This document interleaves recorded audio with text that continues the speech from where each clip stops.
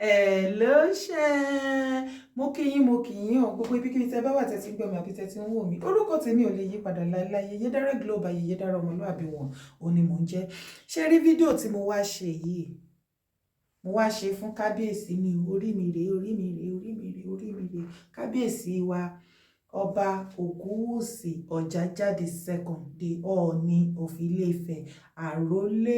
òòṣà Oonirisa kábíyèsí o kádé kó pẹ́ lórí o kí bàtà kó pẹ́ lẹ́sẹ̀ ìrùkẹ̀rẹ̀ kó jẹ́ títí kó dọ̀kíní o káṣẹ kó lọ kọrin kése kábíyèsí mo kí yín o mo kí yín lógúnlógún mo kí yín lọ́gbọ̀nlọ́gbọ̀n o ẹ kú àwọn oríire lọ́lọ́kan òjọ̀kan oríire tọjọ́ òbí yín happy birthday to you kábíyèsí àjọ̀dún ayọ̀ fún yín àjọ̀dún ayọ̀ fún yín Ọọ̀ni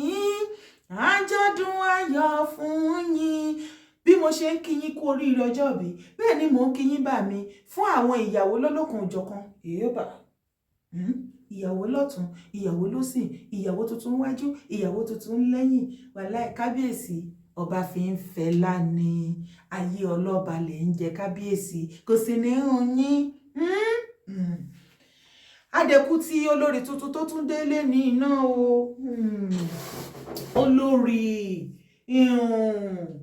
olórí princess Adérónkẹ́ Adémilúyì olórí princess Fúnkẹ́ Adémilúyì a kí yín káàbọ̀ sí ààfin bàbá wa torí pé bàbá gbogbo wa ni ẹ̀yin ìyàwó wa ẹ̀yin olórí wa ẹ̀yin ìyá wa ẹ káàbọ̀ o ẹ káàbọ̀ ẹ kú rìn o àsìkò tí gbogbo yín wọnú ààfin Ọọ̀ni bàbá wa Ọ̀jájá kẹ́kọ̀ọ́ ó ké bí eku kẹ́yẹ ó ké bí ẹyẹ kọ́mọ ènìyàn ó fọ̀hún bí ẹmọ ènìyàn káàsì rí ipa yín ní rere o kábíyèsí ọ̀rọ̀ kan mà ló ṣe bí ọ̀rọ̀ tí mo ní mú wá ẹ má bínú sí mi ṣẹ̀dẹ̀ kúkú mọ̀ ìpọ́mọ náà ló lè bá bàbá ẹ̀ sọ̀rọ̀ wọ́n ní báládì ò bá sí nílé ọmọ ẹni ní ṣe kí ni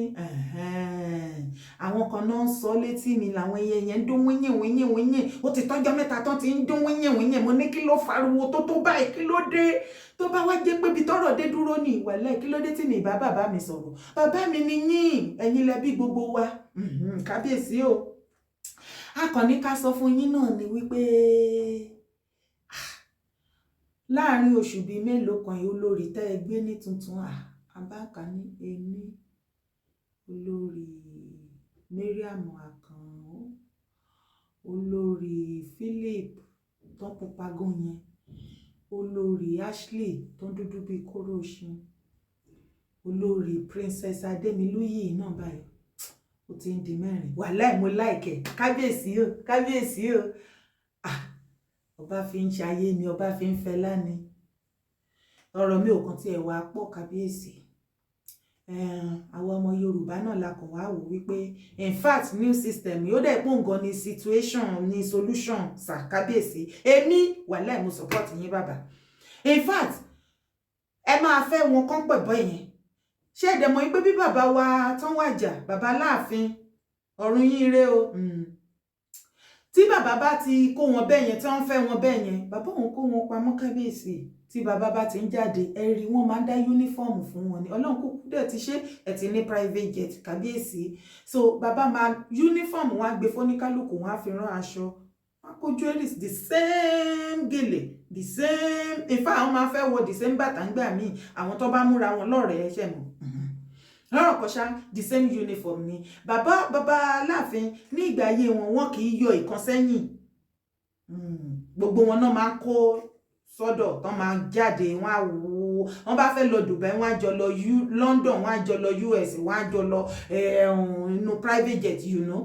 kí ni kókó ọ̀rọ̀ mi kábíyèsí Ọọ̀ni ó ní wípé gbogbo àwọn ìyàwó tuntun mẹ́rin yìí báyìí sìn ilé àtúrà o ọkùnrin àbíró obìnrin àbíyè o kábíyèsí tẹ́ ẹ bá ti ń jáde ẹ má mú ìyàwó kan láàrin àwọn mẹ́rẹ̀ẹ̀rin jáde o àbí tẹ́ bá mọ̀ wípé ẹ ò lè máa kó mẹ́rẹ̀ẹ̀rin jáde bíi ti bàbá Aláàfin alice ó kéré jù ẹ pín sí méjì kan máa bá yín jáde for example tẹ́ ẹ bá jáde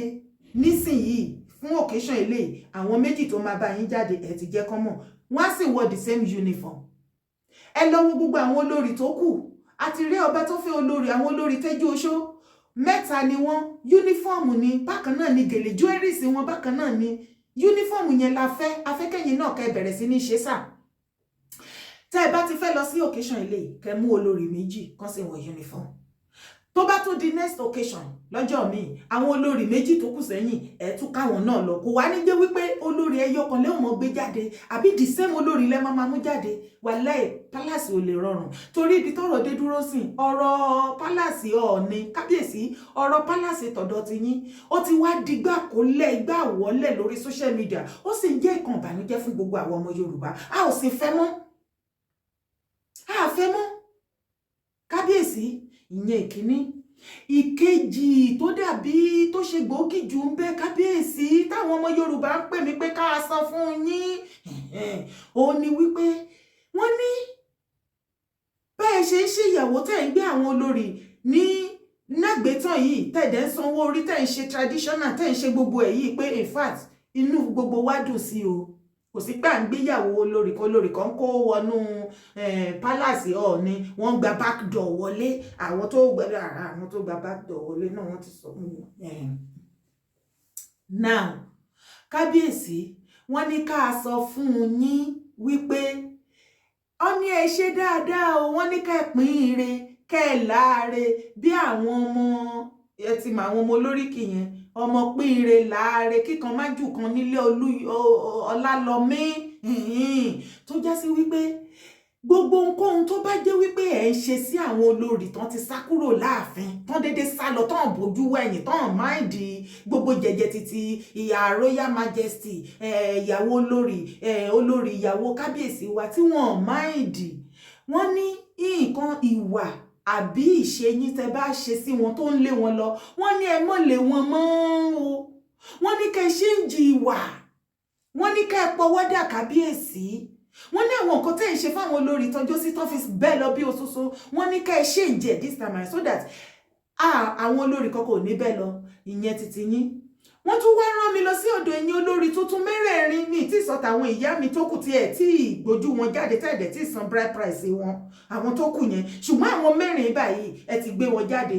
léèní báyìí ó tún wá lè dọ̀la kan pé márùn bọ̀ léèní mẹ́rin ṣe ni wọ́n. Wọ́n ní ká sọ fún yín ẹ̀yin olórí bàbá wa Ọọ̀ni, ẹ̀yin olórí mẹ́rẹ̀ẹ̀rin, olórí Mariam, olórí Ashley, olórí Princess Adérónkẹ́ àti olórí kí ló lórí pupa yẹn o Philip ni mo ṣáà máa ń pè kíní kan Philip ẹ má bínú. Wọ́n ní ká sọ fún ẹ̀yin mẹ́rẹ̀ẹ̀rin wípé ẹ má gbìyànjú pé anything tó bá ṣẹlẹ̀ tí bàbá wa Ọọ̀ni tán bá ṣe fún yín ẹ má lọ rò lẹ́ẹ̀mejì pé ẹ má fi palace yẹn lẹ̀.